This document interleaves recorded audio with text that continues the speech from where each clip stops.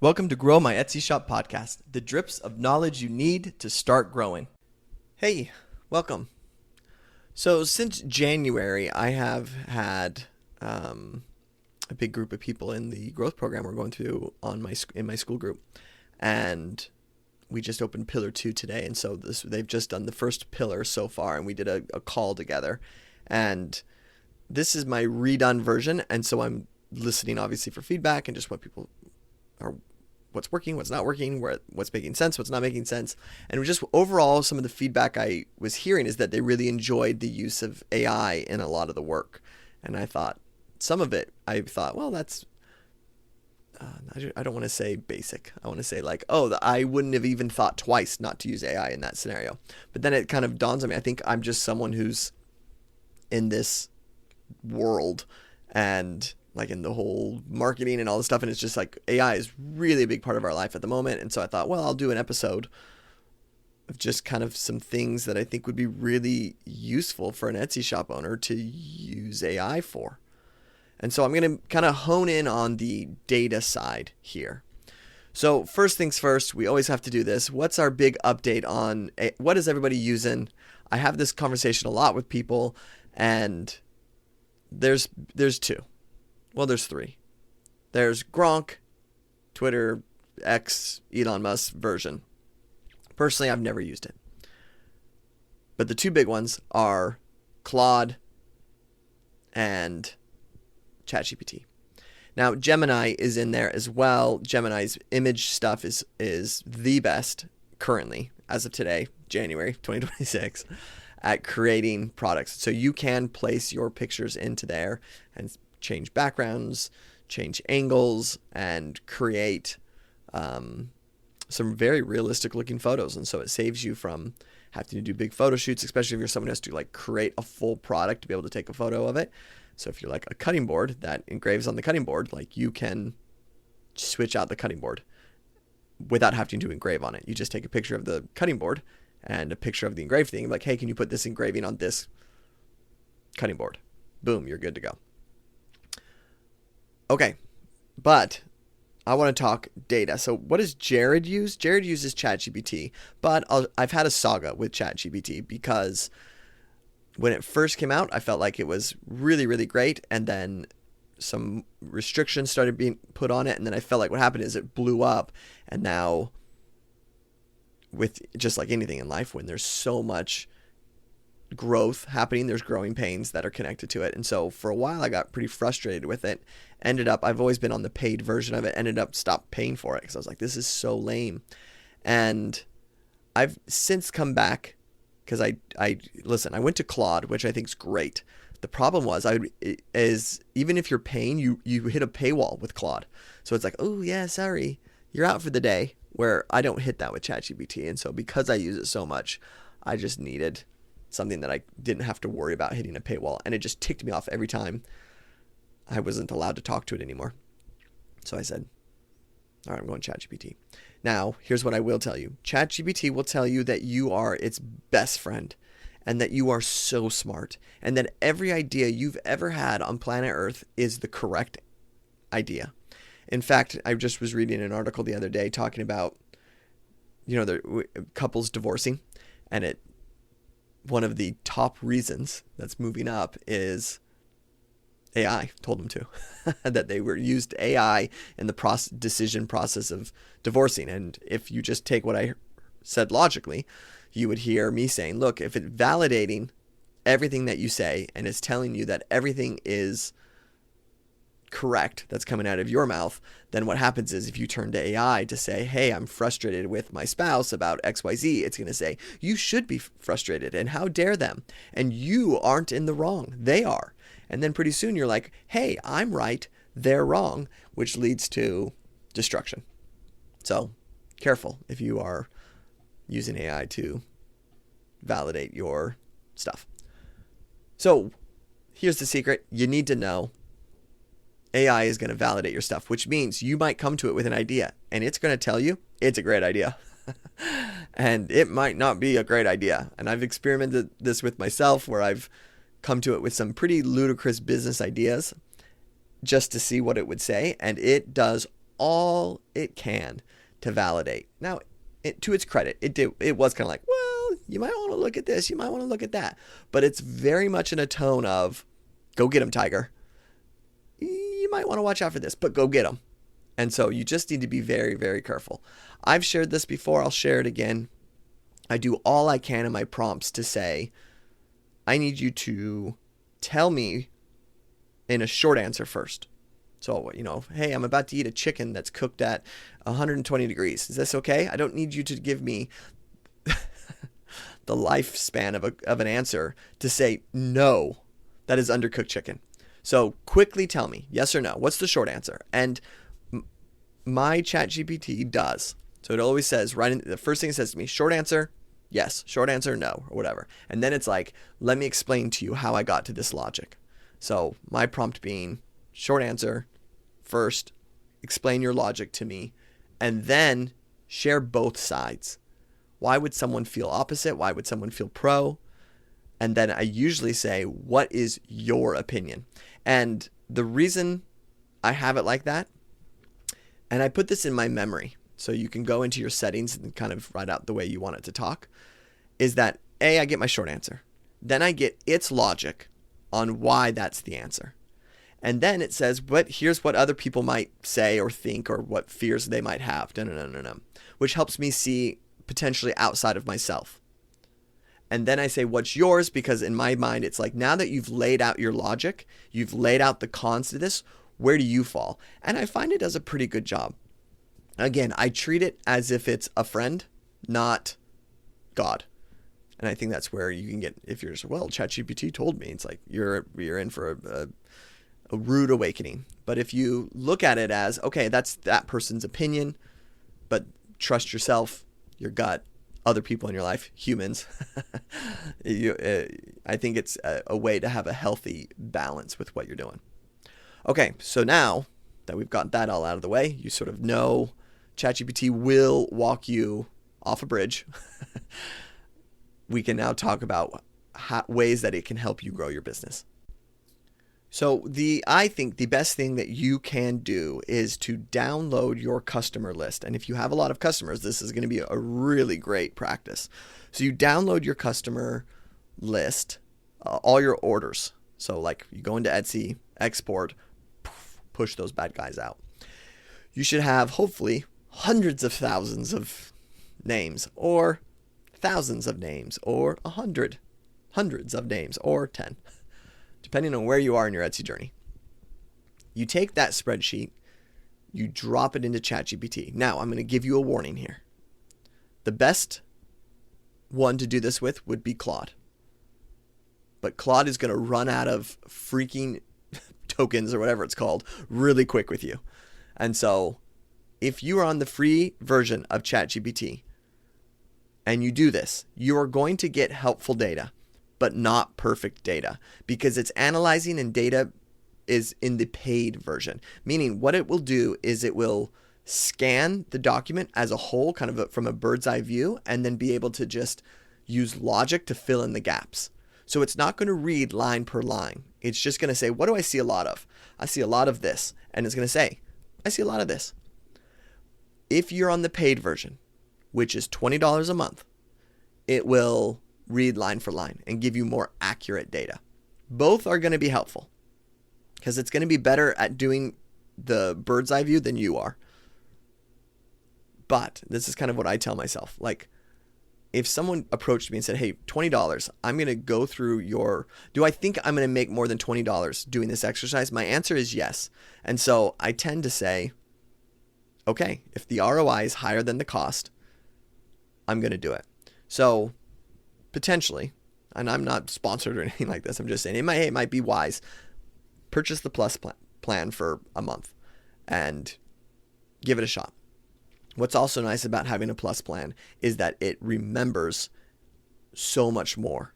So as you train your bot, it gets smarter and smarter about you and the type of stuff. So now I can be very short in the way that I'm communicating with it, and it works well. Like, it understands what I'm doing. Just to go a little bit off tangent before we get back on tangent here, just like everyone else in the world, in January, said, hey, I need to cut back a little bit on my calories. I started a thread on ChatGPT. I pinned it at the top. So now every time I open my ChatGPT, it's at the top. And I either take pictures of food before I eat it, or I look at a label and tell it, or I just tell it.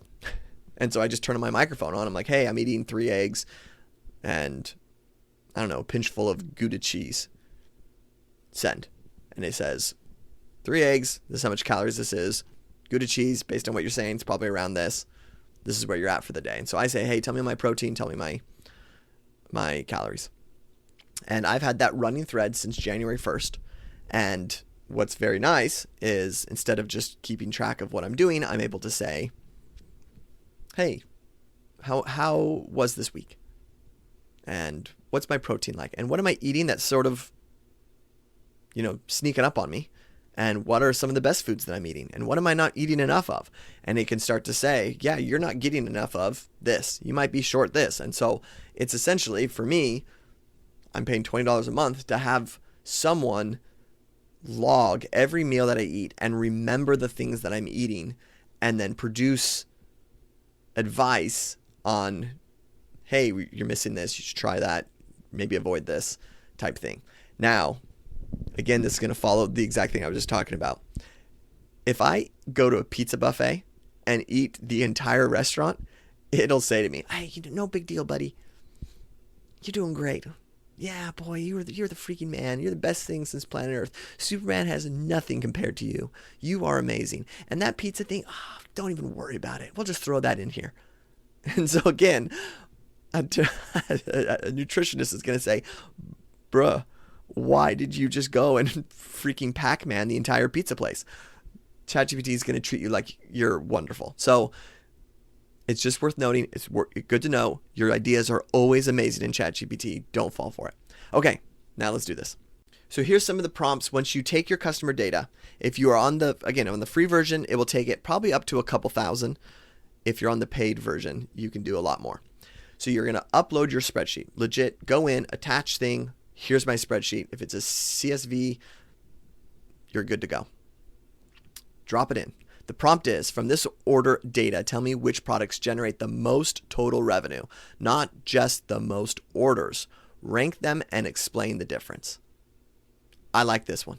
And this is helpful, especially if you can get in there and say, hey, this is how much it cost me to make this. This is how much it cost me to make this. This is how much it cost me to make this. This is how much it cost me to ship this.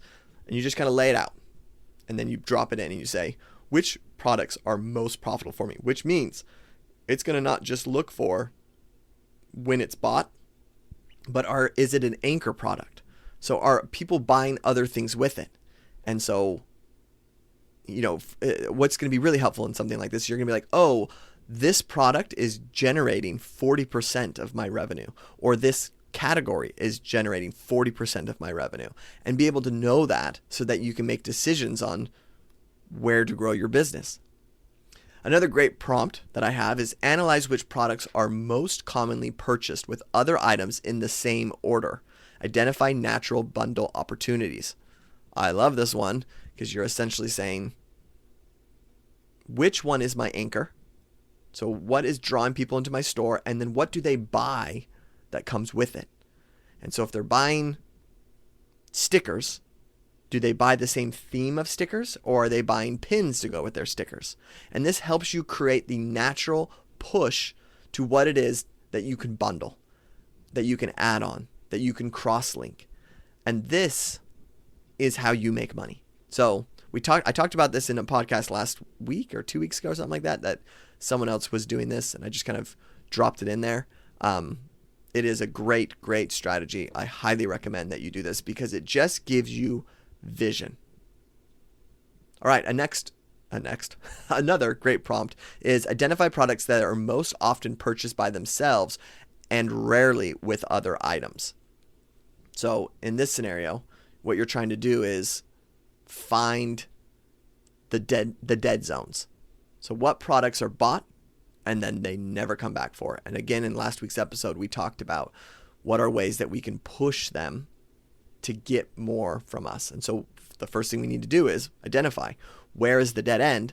Once we know the dead end, I mean, you could take this right back into AI and say, hey, look, I'm seeing that people buy this product one time and stop. What are other products or other cross sales or other promotions or other ways that I can get people to continue to shop with me? If it's not buying this product again, what are other ways I can do it? I have a microphone set up on my desk because I'm a famous podcaster. No. Well, I do have a podcast, but I'm not famous. I have it just set up because I'm on calls all the time. And so I hit the talk button.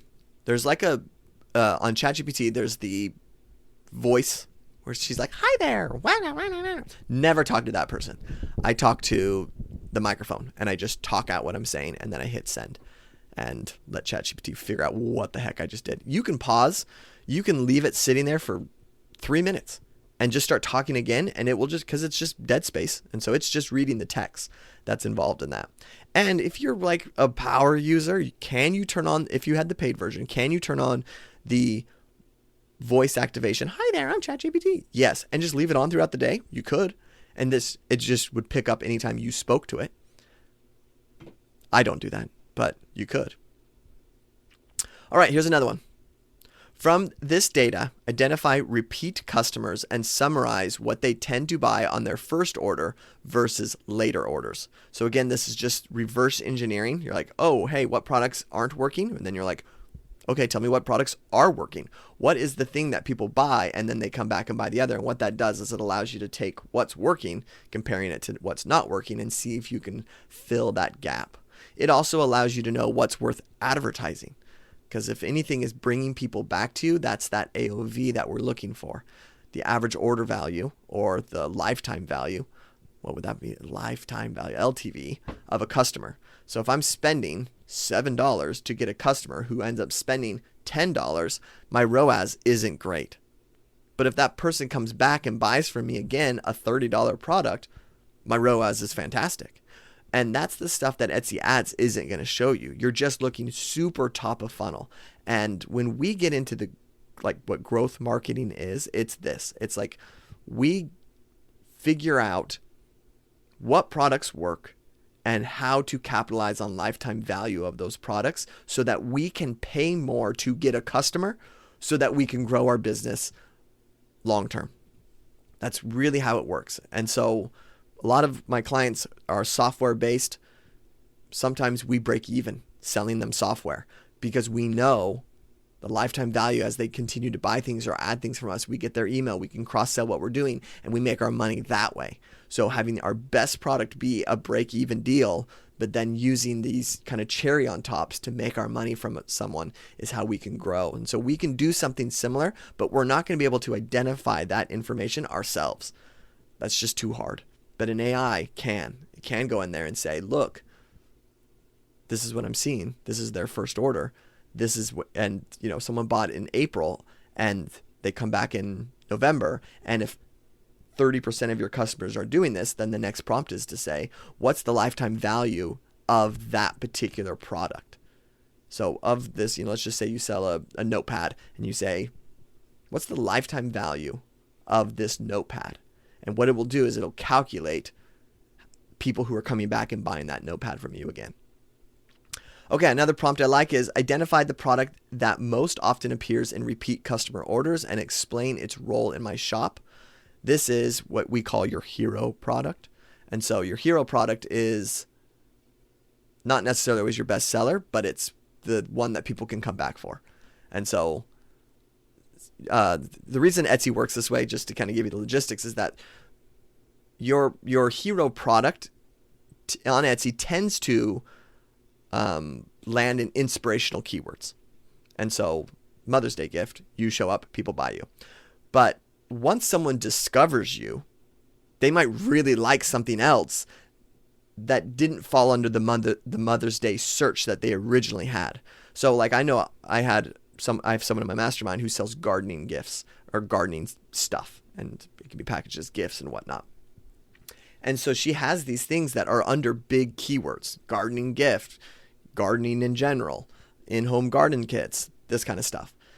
but she has other products that sell really well for her. She just can't get those to be seen because Etsy's using these other products in those major keywords, and her detailed keywords aren't nearly as traffic driving as these inspirational keywords. And so for us, we know, hey, people really like these products.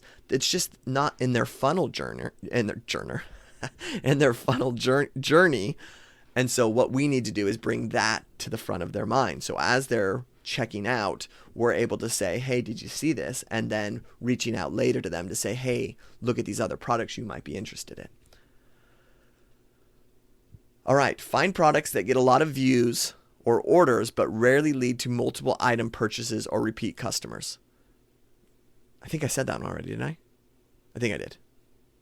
Okay, let me go to the next one.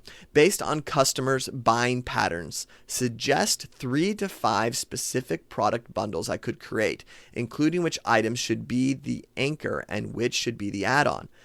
I'm going to add to this prompt. And if you have any ideas of different products that I'm not selling, let me know.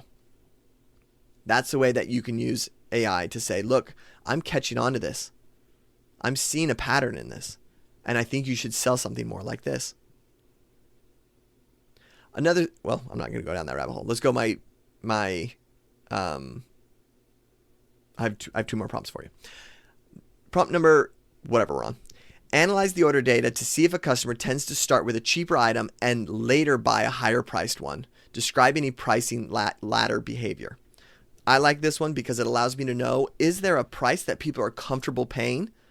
And is there a way I can get more out of them? So this prompt will give you 2 really helpful pieces of data. Number 1 being, what is the most comfortable price for my product?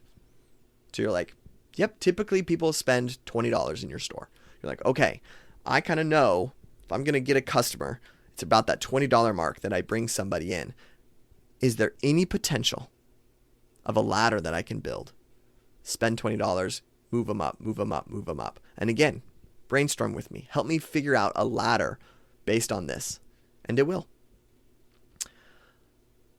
Okay. Identify patterns in orders where customers only buy one low-priced item and suggest ways those orders could be expanded.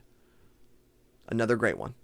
From the order data, describe the behavior of the highest value customer, what they buy, how often, and what combinations are. This is going to be helpful for your SEO, because once you know the behavior and the highest value customer, I guess that's probably a prompt I would add into there, is to say, and what keywords do you believe that they would be searching for to find my products? And then from there, you can pull that into your SEO. Now, could you do this with your ad account? Of course. You can screenshot. I don't think you can export your ad data, but you could screenshot it and bring it in and say, hey, do you see what keywords are working for me, what's not, and allow it to go. I'm going to give you advice. Don't do it with the ad account.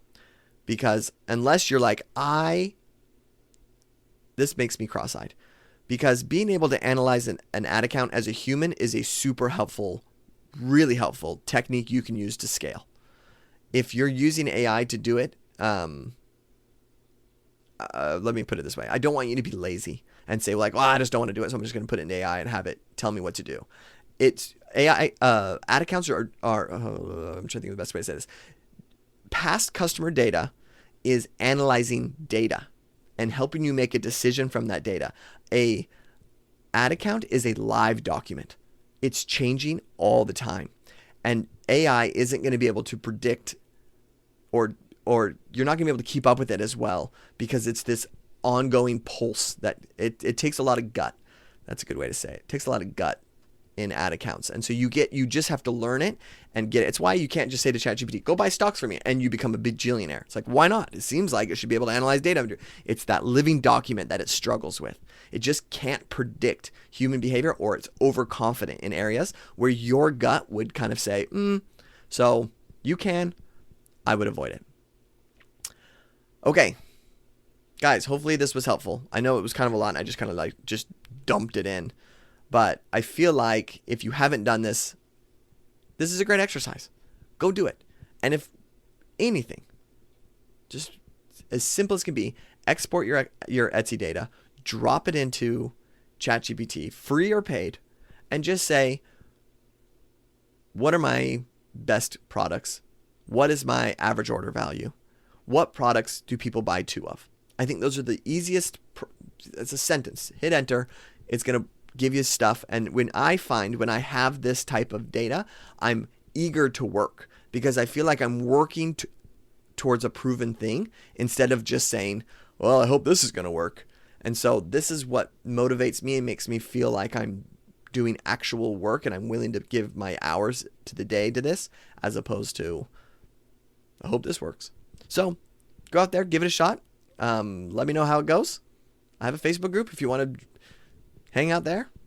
It's called Grow My Etsy Shop. Look it up. Okay, bye.